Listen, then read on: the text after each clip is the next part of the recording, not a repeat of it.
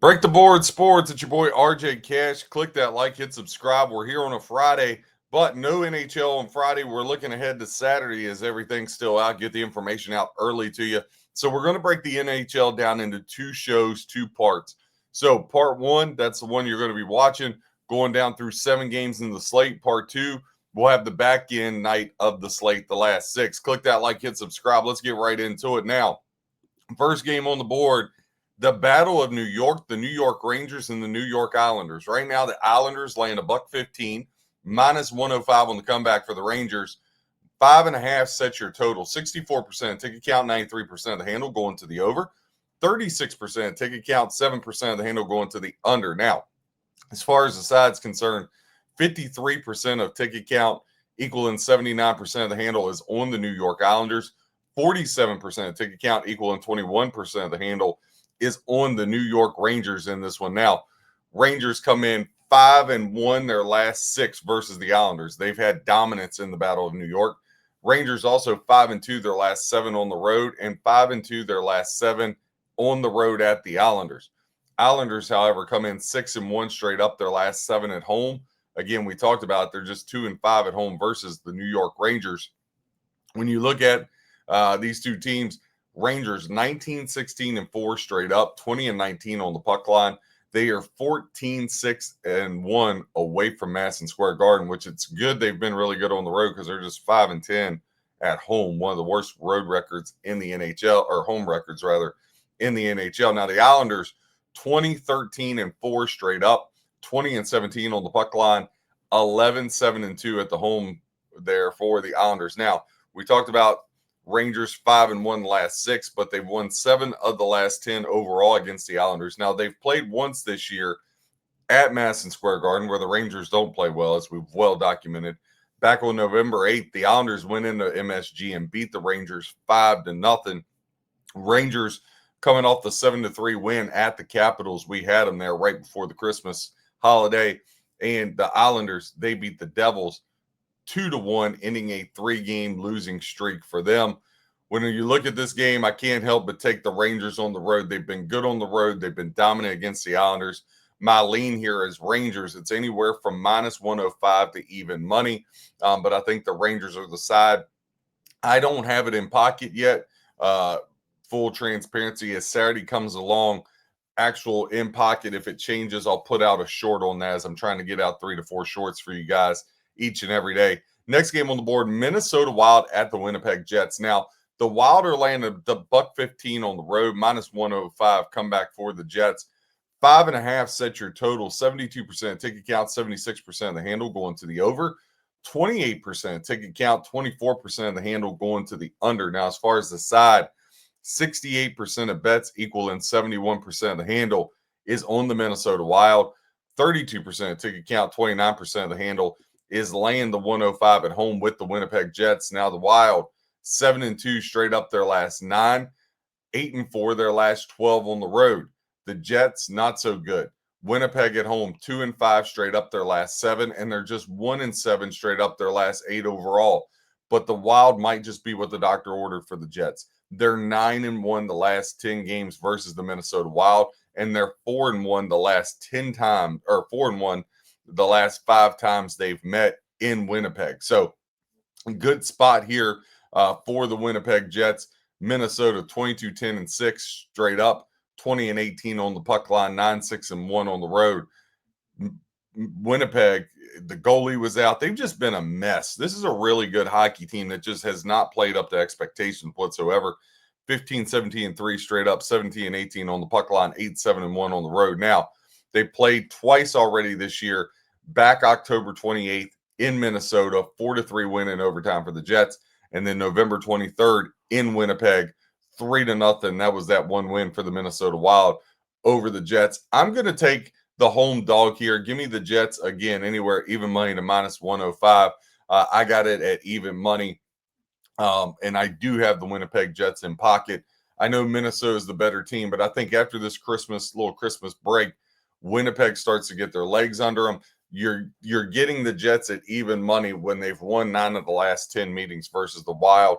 Handicap in 101. If it ain't broke, don't fix it. And that's the what I'm going to live by in this one. Tampa Bay Lightning and Florida Panthers renew a great rivalry. Now, the Panthers at home, minus 120, even money on the comeback for the Lightning, 5.5 your total, 78% ticket count, 96% of the handle going over, 22% ticket count, 4% of the handle going to the under 5.5.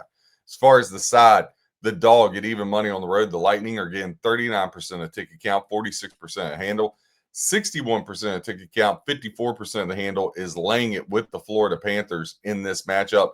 Tampa Bay 7-3 on the road over their last 10. Florida 5-1 straight up their last 6. They're 4-1 their last 5 at home. Head to head, the over is cashed 4 of the last 5 between these two teams. But the Panthers have won 5 of the last 7 matchups, 5-2 against the Lightning, the last 7 matchups. The over is cashed 4 of the last 6 for the Tampa Bay Lightning when they're playing Eastern Conference opponents. Similar mirror images of each other here. You got Tampa Bay 3rd in the Atlantic, Florida 4th in the Atlantic. Tampa Bay comes in 20-13-3, 18-18 on the puck line, 10-4-3 at home. Remember we said 20-13-3 for the Lightning overall? Well, the Panthers 20-14-2 overall, 13-23 on the puck line, 12-7-2 is their record. They've played twice already this year and they've split out.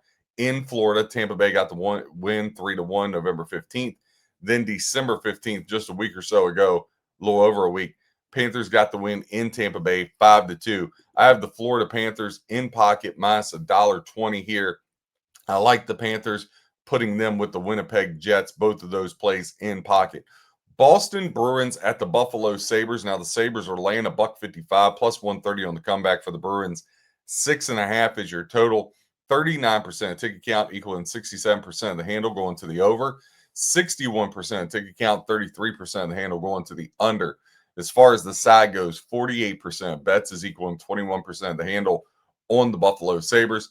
52% ticket count equaling 79% of the handle is taking the $1.30 here with the Boston Bruins. When you look into this, Boston just 1-5 their last 6, but the Sabres is a sight for sore eyes. Bruins are 14-5 last 19 meetings with the Sabres. Sabres have won 7 straight, 5-1 their last 6 at home, but at home has not been the place against the Boston Bruins. The Boston Bruins have beaten the Sabres 16 of the last 20 matchups, 16-4 the last 20 matchups in Buffalo, and the overs cash 4 of the last 5 for the Bruins on the road, and they're catching a big price. Listen, handicapping 101 trends and all, you take the plus money with the Bruins. However, the Sabres on this 7-game win streak, but I don't want to lay $1.55 either. Something might change where I put out a short later on Saturday morning, late Friday night, but I'm just going to take a pass right now. Carolina Hurricanes are laying $2 plus 170 on the comeback for the Red Wings. Your total set 6.5 for this one. 59% ticket count equaling 51% of the handle going to the under.